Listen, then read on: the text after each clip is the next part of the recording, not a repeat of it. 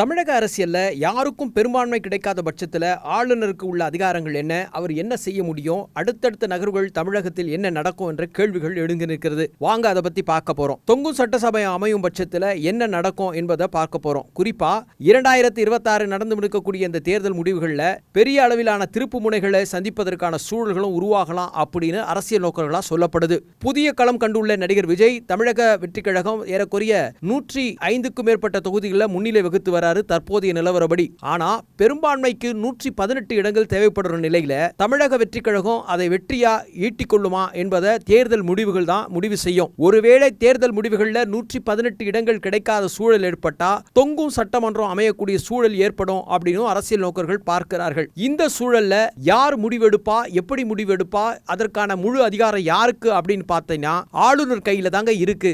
ஆளுநர் அரங்கேற்றக்கூடிய அரசியல் அரங்கத்தினுடைய ஒற்றுமொத்த பார்வையும் ஆளுநர் கையில மிக முக்கியமாக கருதப்படுது. அரசியலமைப்பு சட்டத்தின்படி ஆளுநர் தனது விருப்பத்தை பயன்படுத்தி யாரை வேண்டுமானாலும் ஆட்சி அமைக்க அழைப்பு விடுப்பது அவருக்கான உரிமை. குறிப்பா யாரு கணிசமான இடங்களை பெற்று முன்னிலை வகுத்திருக்கிறார்களோ அவர்களுக்கு அழைப்பு விடுவது மரபு. அந்த வகையில தேர்தலுக்கு முன்பு அமைக்கப்பட்ட கூட்டணிகள் பெரும்பான்மையாக இருந்தால் அவர்களை முதலில் அழைப்பதற்கான வாய்ப்பும் இருக்கு. எந்த கூட்டணியும் இல்லாத நிலையில் அதிக இடங்களை பெற்று தனி பெரும்பான்மை பெறும் ஒரு கட்சி தலைவரை அழைத்து குறிப்பிட்ட 15 நாட்களுக்குள், அதாவது அதிகமான எண்ணிக்கை கொண்டிருக்கக்கூடிய ஒரு கட்சியின் தலைவரை அழைத்து உங்களுடைய பெரும்பான்மையை 15 நாட்கள்ல நிரூபித்து காட்டுங்க அப்படின்ற கால அவகாசத்தை ஆளுநர் வழங்குவாரு. அதற்கான அதிகாரம் ஆளுநருக்கு உண்டு. தேர்தலுக்கு பிந்தைய கூட்டணி கட்சிகளை இணைத்து புதிய கூட்டணியை உருவாக்கி பெரும்பான்மை இருப்பதாக அந்த கட்சி தன்னுடைய அதிகார கடிதங்களை ஆளுநரிடம் பரிசீலிக்கணும். ஆளுநர் அதை பரிசீலிப்பாரு. ஒருவேளை தமிழக வெற்றி கழகம் 118 தொகுதிகள் மேல் வெற்றி பெற்றால் இந்த மாதிரியான காட்சிகள் எதுவும் அரங்கேற போறதில்ல. பெரும்பான்மையான நிலையில தன்னுடைய ஆட்சி படத்தை அலங்கரிப்பதில் எந்த விதமான இடையூறும் இல்ல.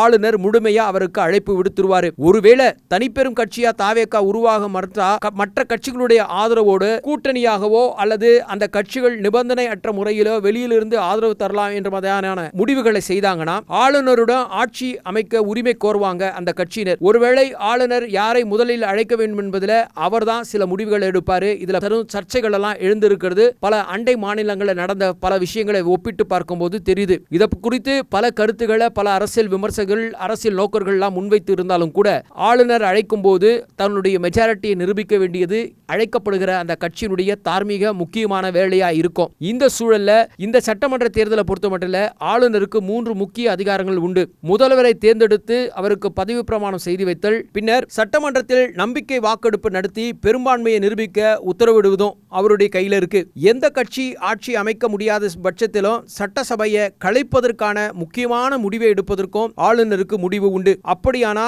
எந்த கட்சியும் பெரும்பான்மையை நிரூபிக்க முடியாத சூழல் ஏற்படுமானால், நம்பிக்கை வாக்கெடுப்பு தோல்வி அடைஞ்சா உடனே ஆளுநர் குடியரசுத் தலைவருக்கு சட்டமன்றத்தை கலைத்துவிட்டு குடியரசுத் தலைவர் ஆட்சியை அமுல்படுத்துவதற்காக பரிந்துரை செய்வதற்கான அதிகாரமும் ஆளுநர் இருக்கு.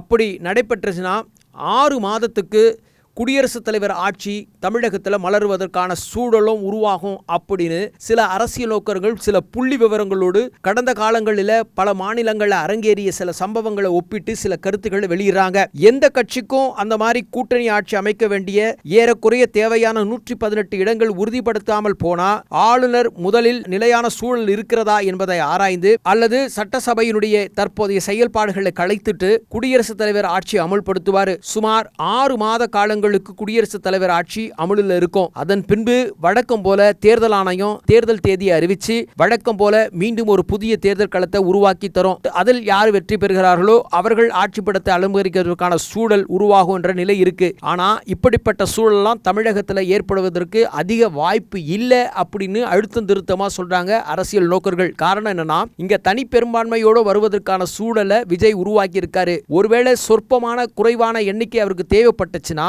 எந்தவித ஆதரவும் இன்றி நிபந்தனையற்ற ஆதரவுகளை தருவதற்கு பல கட்சிகள் தயார் நிலையில் இருக்கிறது என்பதையும் இங்க நம்ம மறந்துவிட முடியாது. காரணம், பலர் பல கூட்டணி கட்சிகளோடு ஒப்பந்தம் செய்து கூட்டணி தேர்தலின் போது ஒப்பந்தம் போட்டுக் கொண்டாலும் கூட தேர்தல் முடிவுகள் வெளியான பிறகு அந்த ஒப்பந்தங்கள் காலாவதியாகிவிடும். இந்த சூழல்ல கூட்டணியை விட்டு வெளியேறி தன்னுடைய ஆதரவு நிலை தன்னிடம் இருக்கக்கூடிய எண்ணிக்கையை கொடுத்து ஆதரவு தருவதற்கும் தாவேகாவின் பக்கமாக திரும்புவதற்கும் பலரும் அவர்கள் சிவப்பு கம்பளம் விரிப்பார்களா, அந்த விரிக்கின்ற சிறப்பு கம்பள களத்தில் வெற்றி நடை பயணம் மேற்கொள்ளலாமா வெற்றி கழகத்தோடு என்பதான நிலைகளில்தான் தற்போதைய அரசியல் களங்கள் அடுத்தடுத்த நகர்வுகளை நோக்கி பயணித்துக் கொண்டிருக்கிறது என்பதையும் கண்முன்னே காணப்படுகிறது. இந்த சூழலில் எது வேண்டுமானாலும் நடக்கலாம் வேண்டும் என்பதற்காகவும் கடந்த கால சம்பவங்களும் அண்டை மாநிலங்களில் அரங்கேறிய சில சம்பவங்களின் காரணிகளை வைத்துத்தான் இந்த செய்தியை நாம் இப்படியான கோணங்களில் தர வேண்டிய நிலையில் உள்ளது. இதை தெரிந்து கொள்வோம். இது புரிந்து கொள்வதற்கும் தெரிந்து கொள்வதற்கும் மட்டுமே.